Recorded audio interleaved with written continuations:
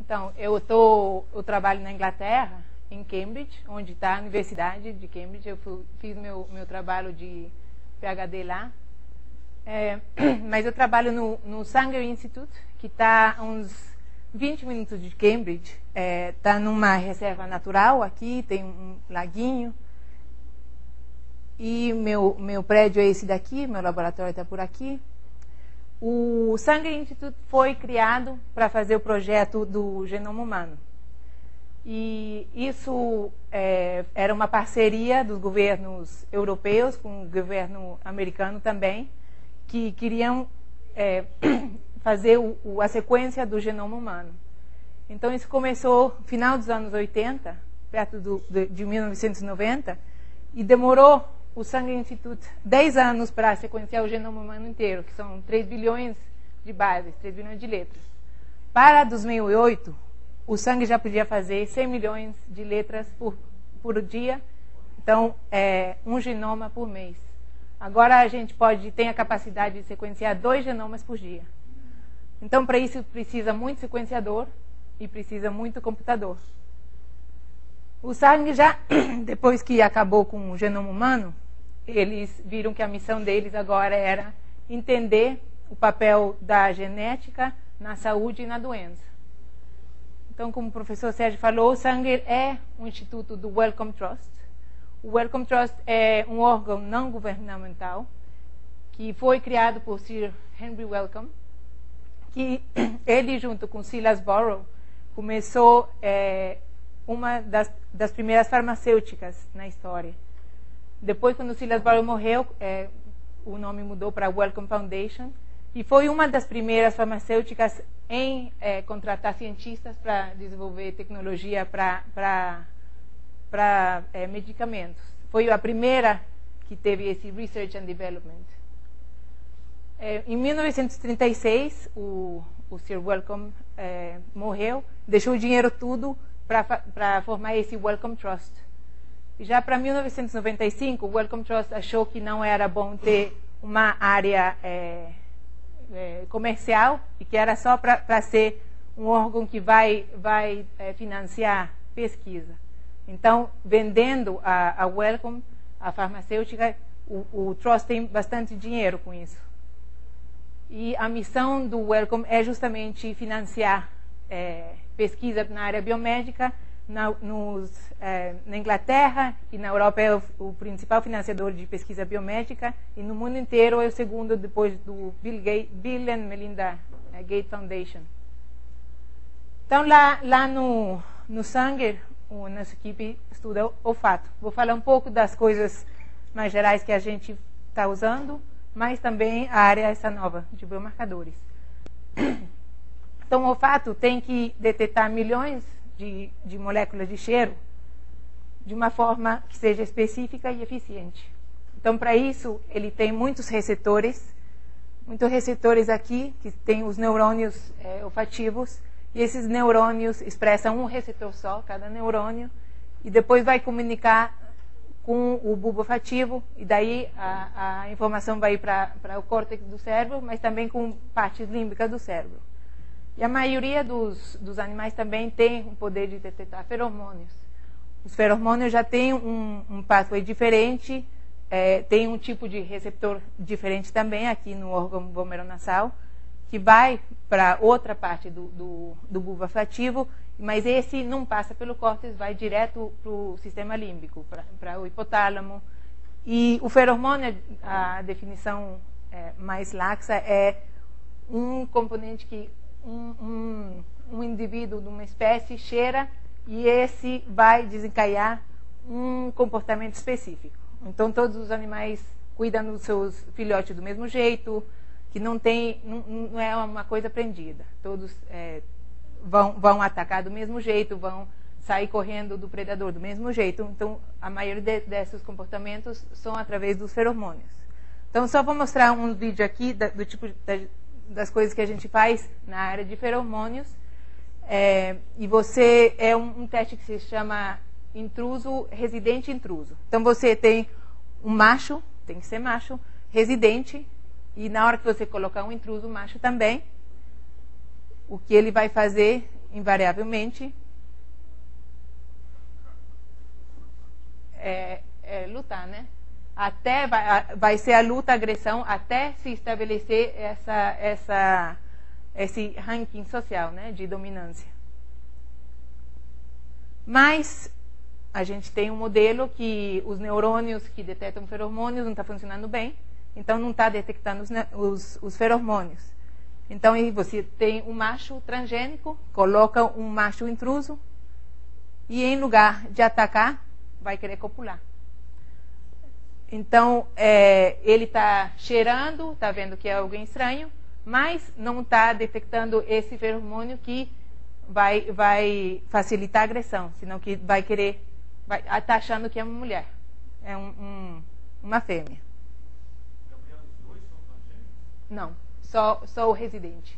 Mas o outro lugar também, que não é residente, não quer dominar o outro? Não, porque o território é do residente.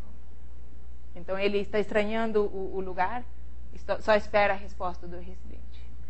Então, a grande ideia dos feromônios e o challenge dos feromônios agora é achar a molécula que vai ativar o receptor. E esse receptor tem essa ideia no mundo do olfato, que tem um caminho específico, uma área bem específica, cada receptor, que vai ativar um pathway no cérebro também bem específico, e esse que vai acabar no comportamento específico de novo. Esse é um exemplo raro, porque tem muitos poucos desses exemplos que são conhecidos, de um péptido que é detectado, que é secretado na lágrima do macho camundongo, é detectado pela fêmea, e por isso que ela adota essa postura de lordose e facilita a copulação. Então, a ideia é você pode conhecer esse receptor e depois pode saber um pouco do pathway do cérebro. Então, a gente está se perguntando se você conhece que tem alguma coisa errada aqui, vai se traduzir em ter alguma coisa errada na expressão do receptor no nariz. Então, a gente conhece bem o sistema olfativo, conhece bem as características. Nós estudamos mais a parte da periférica do nariz. E a nossa ideia é estudar transtornos olfativos, seja completa na anósmia ou parcial na hipósmia. E essa ideia surgiu porque muitas das doenças do cérebro têm como sintoma anósmia ou hipósmia. Tem desde esquizofrenia, depressão, muitas outras coisas. Até está em português. Tem doenças neurodegenerativas que um dos primeiros sintomas é hipósmia. Tem Alzheimer, que a gente está interessado, e Parkinson, e muitas outras. Então, por que é interessante esse olfato com essas doenças? Porque é um marcador prodromal, que acontece bem antes de qualquer sintoma clínico. Então, isso quer dizer que está bem no começo da doença e dá mais possibilidade de qualquer tratamento para ser efetivo. Que é antes de qualquer sintoma, porque o diagnóstico normalmente dessas doenças é clínico. Então, você tem que esperar ter algum sintoma cognitivo ou motor. Então, a perda de olfato acontece antes disso. E tem já casos que falam que você pode predizir esse comprometimento cognitivo leve de Alzheimer, para quem tem deficiência olfativa ou não. No caso muito específico de Parkinson, é interessante porque a prevalência é de 90% a 95% dos pacientes vão ter anósmia ou hipósmia.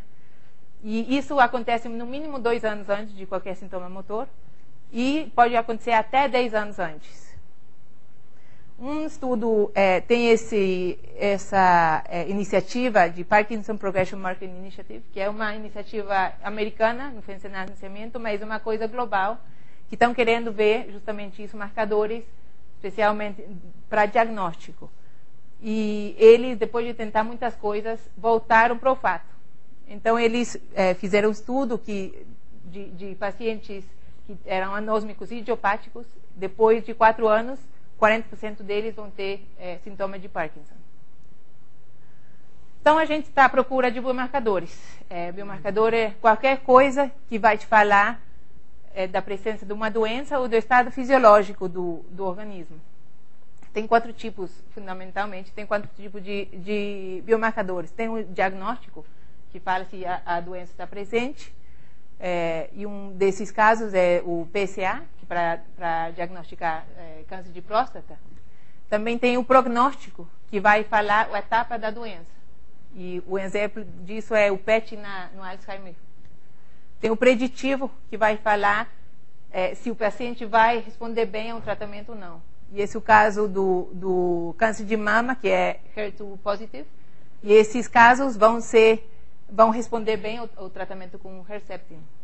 E tem o farmacodinâmico, que vai falar se a pessoa está respondendo bem com o tratamento ou não. E o caso mais simples é da glucosa no tratamento de insulina em diabéticos. Então, como eu falei, a gente está interessado no olfato. A gente estuda esse tecido aqui, pequenininho, e a pergunta é se medindo as mudanças aqui, dá para saber o que está acontecendo aqui. Então, por que é um bom modelo? É um bom modelo porque é um dos únicos neurônios que estão expostos no meio ambiente. Então, uma biópsia é possível e até é uma simples biópsia. Aqui tem um exemplo de uma biópsia feita em humanos. E uma das outras coisas que é muito importante e interessante no sistema olfativo e nessa parte periférica é que é renovável.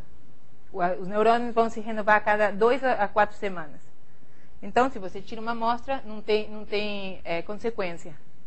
E também esse fato de ser renovável faz o sistema mais interessante ainda, porque para ser renovado precisa-se das células-tronco, que estão aqui.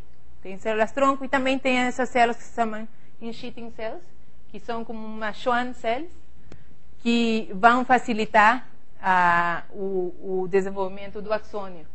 São as que ajudam os neurônios que estão se formando para chegar até o bulbo olfativo. E tem um estudo bem recente de um grupo na Universidade de Cambridge que pegou justamente esses neurônios, fez um cultivo deles de cachorros que por trauma tinham sido paraplégicos. Eles colocaram um implante e depois de umas semanas o nervo cresceu de novo e esses cachorros podiam andar.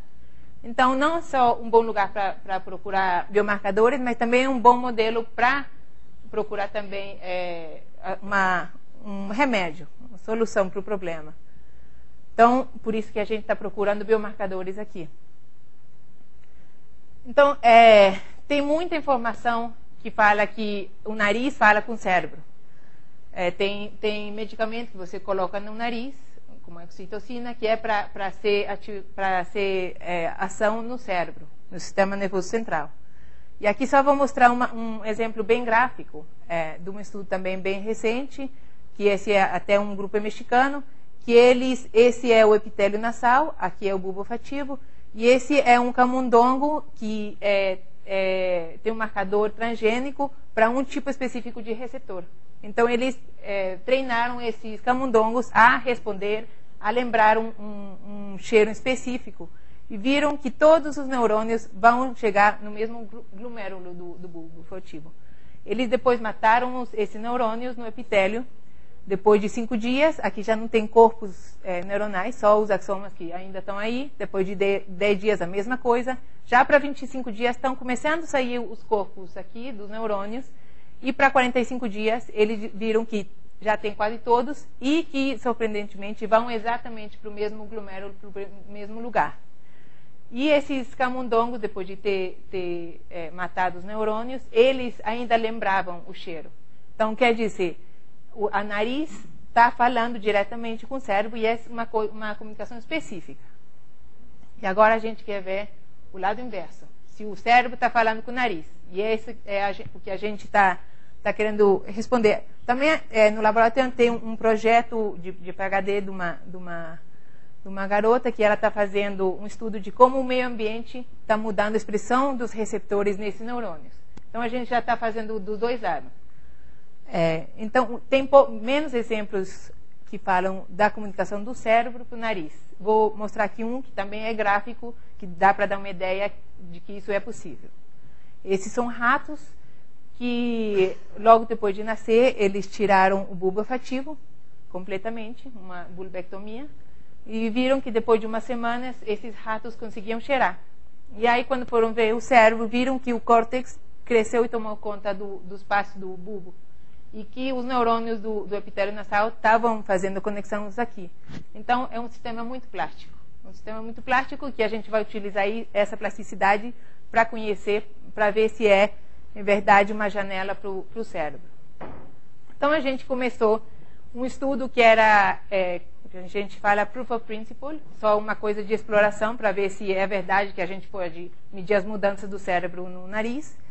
E começamos com um modelo de um camundongo transgênico, um modelo de taupatias, que tem muitas doenças, como essas que estão aqui, que está relacionada à expressão da proteína tau. E um dos links mais importantes foi essa que tem pacientes que têm um tipo de parkinsonismo, frontotemporal dementia, que é relacionado com uma mutação nesse gene de tau. Então, um dos sintomas de todas essas doenças é que tem esses tângulos intracelulares de tau hiperfosforilado. Então, só para dar aqui uma ideia do que tau está fazendo, o tau se diz que está estabilizando a microtubulina. Então, a microtubulina aqui é um polímero e tau estabilizando para manter essa forma da microtubulina. E a microtubulina é o citoesqueleto da célula, dos axônios, então é importante para a transmissão axonal. Quando tem problemas com a proteína tau hiperfosforilada vai fazer esses tângulos e vai descuidar a microtubulina, e essa microtubulina já vai estar em desordem, e isso vai dar degeneração sináptica e vai acabar em degeneração neuronária. Então, nosso modelo é um modelo de camundongo transgênico, que a gente está utilizando, se conhecem todas essas mutações no gene tau, e a gente utilizou essa mutação que é específica desse isoformo aqui do gene tau, e nosso camundongo, o que ele tem ele expressa esse gene humano com essa mutação, e a gente usou isso fez isso com o promotor Taiwan, que é expressado principalmente nos neurônios. Então, o fenotipo desse camundongo no começo ele não tem muitos sintomas, ele começa a ter um pouco de problema de coordenação motora, memória é normal, já começa a ter umas coisas com tau, mas só no nervo óptico e no olho, tem um pouco de hiperatividade, mas o mais importante para a gente é isso, já é hipósmico. E a gente quis fazer o estudo bem no começo da doença, antes de qualquer outro sintoma, mas que já tivesse um problema olfativo. Então, o nosso estudo vai ser nessa etapa aqui. Já para 5, 6 meses, o camundongo já é severamente doente. Já tem parálise parcial, já tem muito tau hiperfosforilado no cérebro e também na coluna, com esses tângulos também, e já tem bastante degeneração na coluna, já tem perto de 50% dos neurônios já morreram. Já começa a mostrar processos inflamatórios. Então, a primeira coisa é testar o olfato, que isso é importante. Então, o camundongo está aqui na gaiola dele, a gente introduz um algodão, no começo um algodão que não tem nada. Então, ele vai investigar, está curioso de que é. Depois de 3 apresentações, a curiosidade cai, a investigação cai, porque se habitua à presença do algodão. Depois a gente coloca o outro algodão, mas dessa vez com cheiro. E aí vai subir a investigação e depois de 2 apresentações a mais, vai diminuir. O que a gente tá falando que é esse pico de investigação, quer dizer que está cheirando bem. Esse é o controle e aqui que está o mutante. O mutante não tem esse pico aqui. Então, a gente fala que é hipósmico. Então, a gente utilizou esse camundongo, extraiu o epitélio nasal, depois pegamos o RNA daqui, e esse foi o que mandamos sequenciar. Só vou explicar rapidamente como funciona a tecnologia de sequenciamento de RNA, RNA sequencing. A gente extrai o RNA, esse RNA é fragmentado. Depois de que é fragmentado, é reverse transcribed em cDNA. E esse cDNA vai ser utilizado para criar a livraria. E a livraria é uma amplificação desse RNA. Depois é sequenciado com a tecnologia Illumina. O que a gente obtém depois da sequência são sequências de 100 bases. Muitas sequências de 100 bases que vão ser desses pedaços aqui.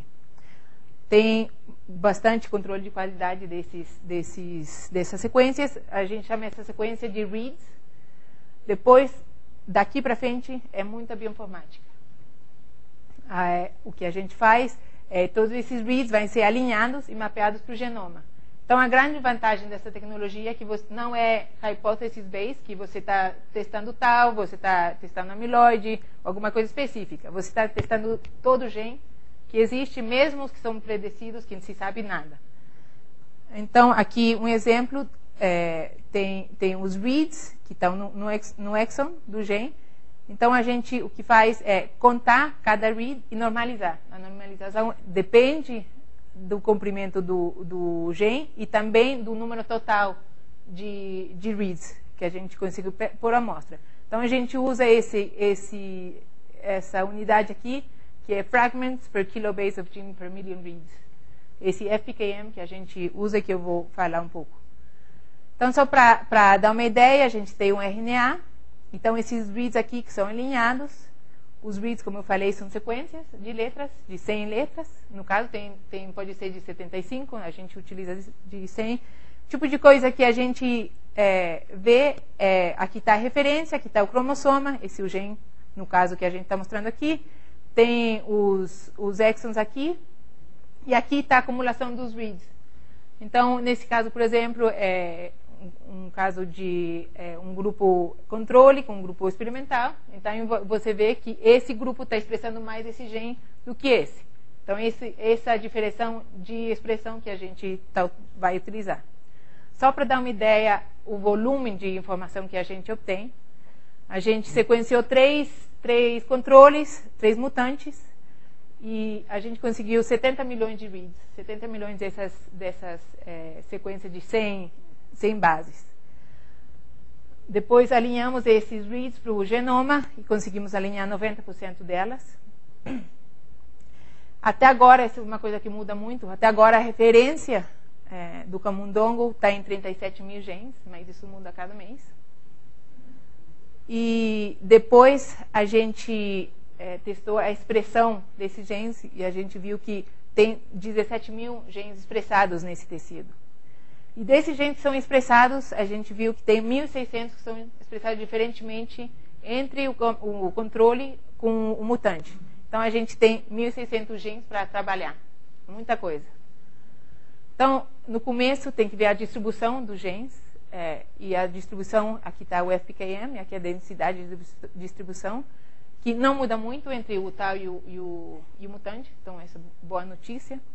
E depois dá para ver que é uma distribuição bimodal, que tem aqui um pico que representa os que são expressados altamente. E tem uma pesquisadora lá no Instituto que fez um estudo recente que falou que esses genes que são expressados altamente são os que são mais prováveis de serem transladados em proteína. E esses daqui parece que esses que são, a expressão é baixa, parece que são mais como background noise. Então, daqui que a gente tirou isso, que tem 17 mil genes que são expressados.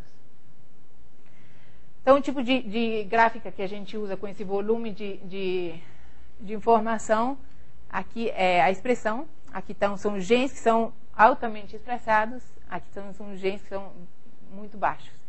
E aqui está a diferença entre o mutante com o controle. Cada ponto é um gene.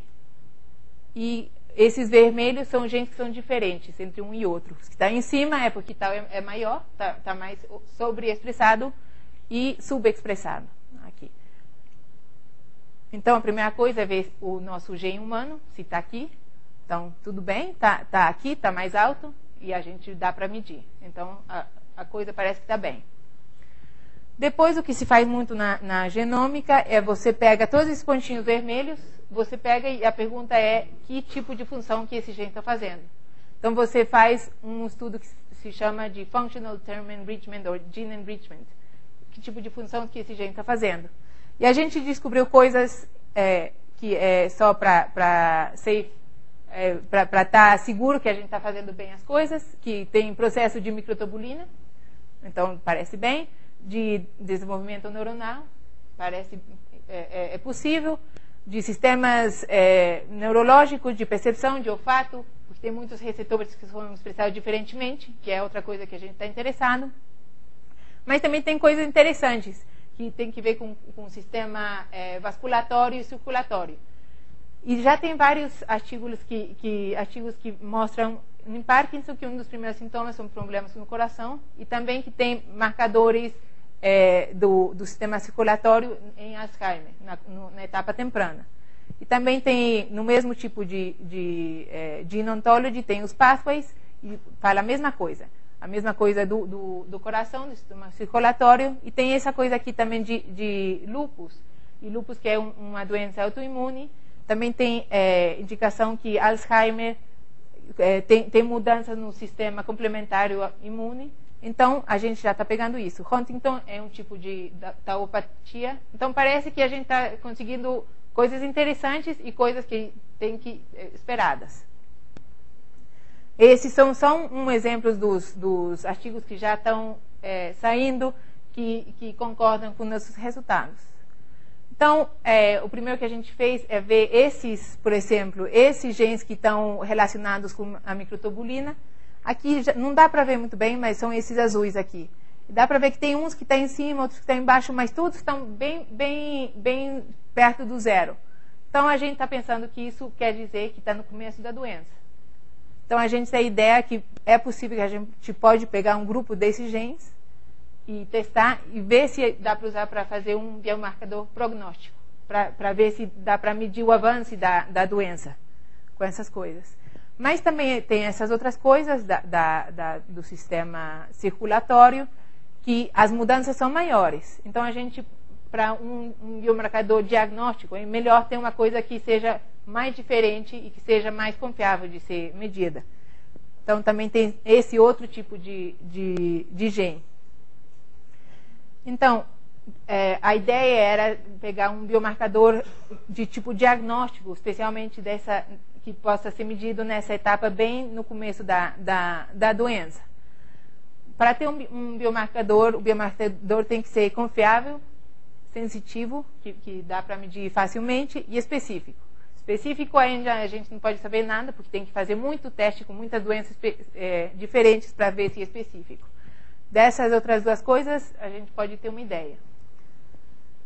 Então, para saber se é confiável, isso é só comparando os 3 controles. Aqui está a expressão do controle 1 com o controle 2.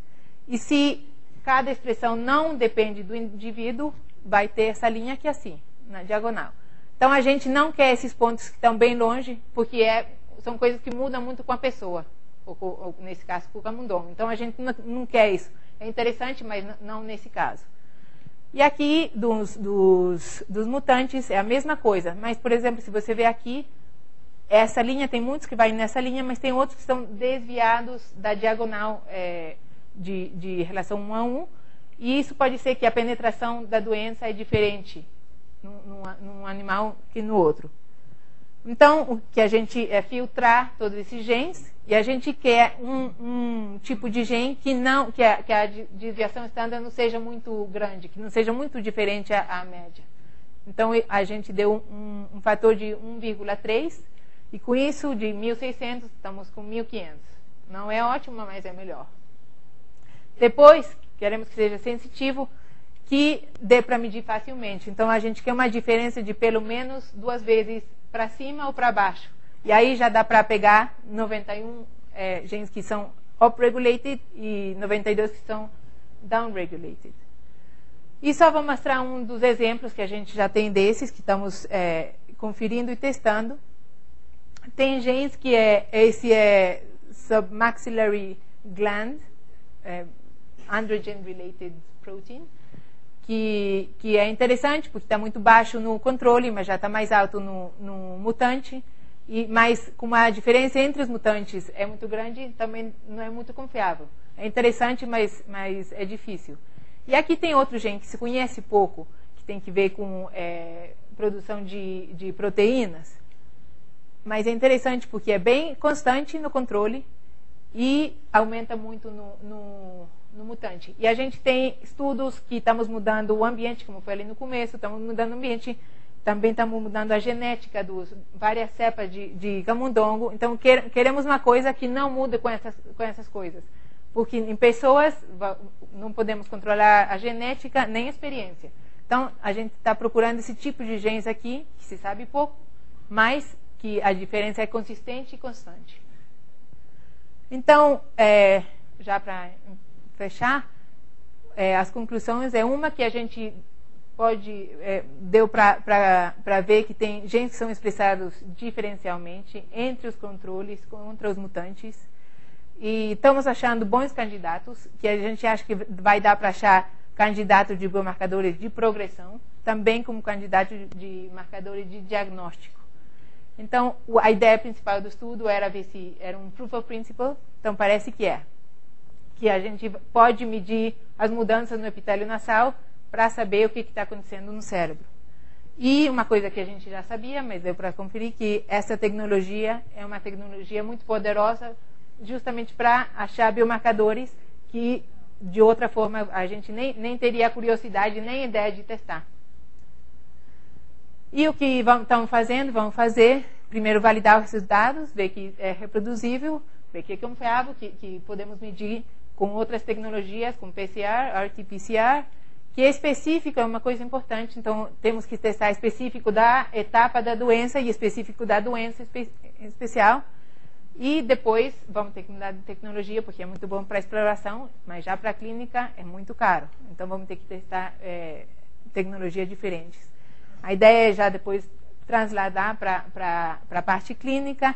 E nosso sonho, nosso ideal é poder fazer uma citologia de escova. Aqui se faz no Papa Nicolau e também com o suave da boca, que você coloca uma escovinha no nariz, depois coloca num kit e já dá para ver se tem certa doença ou não.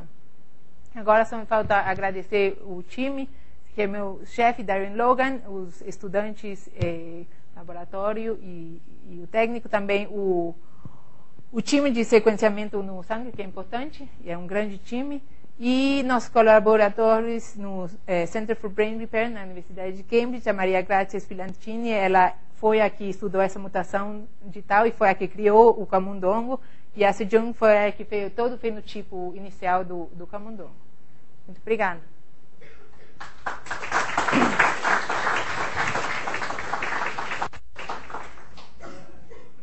Infelizmente, nós temos tempo. Está funcionando isso aqui? Não. Nós temos tempo apenas para 3 perguntas, porque nós temos um encontro com o diretor do Hemocentro e vamos ter que. Temos tempo para 3 perguntas apenas. Mas o e-mail da doutora Gabriela está aqui.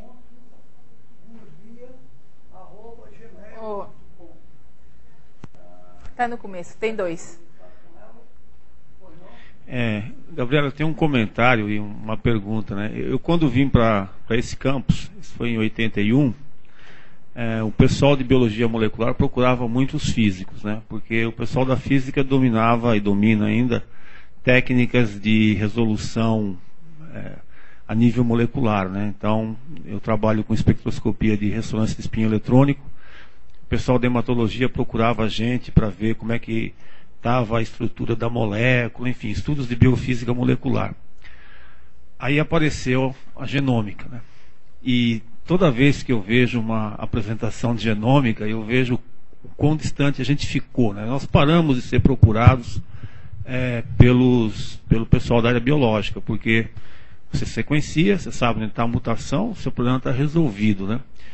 Mas eu tenho a impressão que isso é um estágio, né? A minha pergunta para você é a seguinte: quando é que o pessoal da área biológica vai novamente procurar os físicos? Onde é que entra aí, por exemplo, as técnicas de imagem funcional do cérebro? Quer dizer, em algum momento vocês preveem que a gente possa ser colaborador novamente? Bom, acho que é uma fase. Quando começou o projeto do genoma humano, se achava que só conhecendo o genoma dava para saber a origem de tudo, né? Das doenças, de tudo. Mas agora já se conheceu que só tem mudança de 0,01% entre pessoas, então é muita pouca diferença, mas que é a epigenética, a forma em que os genes vão ser expressados. E aí você precisa saber a estrutura das moléculas, estrutura do gene, das proteínas. Então aí que vai recomeçar, acho que a interação já com a física, e também a parte de as conexões, por exemplo, na neurociência do cérebro, dentro desse circuito genético, você tem que entender bem o cérebro. Uma coisa que é bem no começo é a parte genética, mas ainda o resto ainda vai ser, acho que principalmente da física. Mesmo no mundo do olfato, o grande problema é fazer essa relação entre cheiro e receptor. Então isso é totalmente, grande parte física, né? Então tem muita coisa, mas só que o biólogo ainda não se deu conta que é física. Eu tenho que levar, mas o pessoal não serve. Bem, a segunda pergunta, professor Norberto Cairás.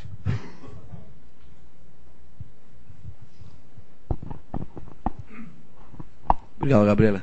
Excelente. Eu acho que mais do que qualquer coisa, o incentivo enorme é a transdisciplinaridade. Eu acho que, voltando ao comentário inicial do professor Mascarenhas, a história dos saltos de qualidade, eles só se fazem quando a gente se junta. Essa expectativa do bafo da volta, as procuras, né, das outras áreas, é a busca do óbvio, né? Então, acho que esse cenário que você está comentando ali é um cenário de extrema transdisciplinaridade. Então, mesmo que os indivíduos não queiram, na ciência é impossível caminhar sem transdisciplinaridade. Então, se o indivíduo não quer, tem outro monte de indivíduos. E nesse campus em particular, no qual eu vivo há 33 anos, eu acho que o cenário mais propício possível. O hospital fica ali, a física fica aqui, a psicobio ali, a área básica, não sei. A proximidade é muito grande. Então, acho que depende mais dos indivíduos. E esse é um tema que é tremendamente importante. Ele envolve aspectos evolutivos, você começa a comparar um roedor com um humano, não é exatamente a mesma coisa, é bem diferente. E aí a translação, transportar isso para o homem, e aí vem a história das ferramentas na clínica, as doenças humanas. Mas eu acho que dá para fazer uma conversa que exige, sobretudo, a humildade, no sentido de que cada um de nós tem limitações gigantes. Eu conversava outro dia com os meus alunos. Mostre para alguém o quanto você é ignorante em 50 mil coisas, para saber o quanto você precisa dos outros. E eu acho que a gente não faz isso no dia a dia, e tem um cenário tremendamente favorável para isso. Esse é um belo exemplo de como caminhar juntos é melhor do que contar historinhas individuais, construir o feudos individuais. É importante saber o que o outro pode fazer. Porque você sabe seus problemas, mas não sabe como resolvê-los. E se você vê as técnicas e as coisas que as outras pessoas conseguem fazer no outro sistema, então aí ajuda. Também dessa parte da interdisciplina, a base agora, pelo menos na genética, é informática, né? Então a física tem também muito disso, esses modelos de não só estatísticos, mas de mudanças no tempo e mudanças também na estrutura. Então acho que também é muito importante conhecer isso, que é muita bioinformática. Deixa eu comentar no finalzinho, linha que a gente está começando já há 2, 3 anos no laboratório, talvez um pouco mais, mas tem a ver com a olfação. A gente podia conversar depois com mais calma via digital, né? Mas justamente estímulos olfatórios que são anticonvulsivos. Sim, você não mencionou a epilepsia ali, mas você está dilatar, porque os sistemas altamente excitáveis têm o risco de ou produzir memória, o que é muito bom para nós, mas do outro lado, produzir epilepsia, que é um problema. O interessante do sistema olfativo é que tem essa comunicação com o córtex, que aí demora, você identifica, distingue os cheiros, mas também tem essa comunicação que vai direto para o sistema límbico. Então, são essas respostas viscerais que você tem com o cheiro. Então, conhecer essas duas, com a ressonância, com o fMRI, que você pode entender como utilizar as duas. A última pergunta, por favor. Pode dizer, se apresentar para todos saberem. Bom, eu sou aluno da pós-graduação da Física. eu fiquei bastante interessado pela questão da como o sistema cerebral e do nariz, eles são plásticos, e falou que tinha bastante células troncos, mas as células troncos também não pode gerar células neoplásicas, câncer. Como é que o sistema nosso evita com que essas células câncer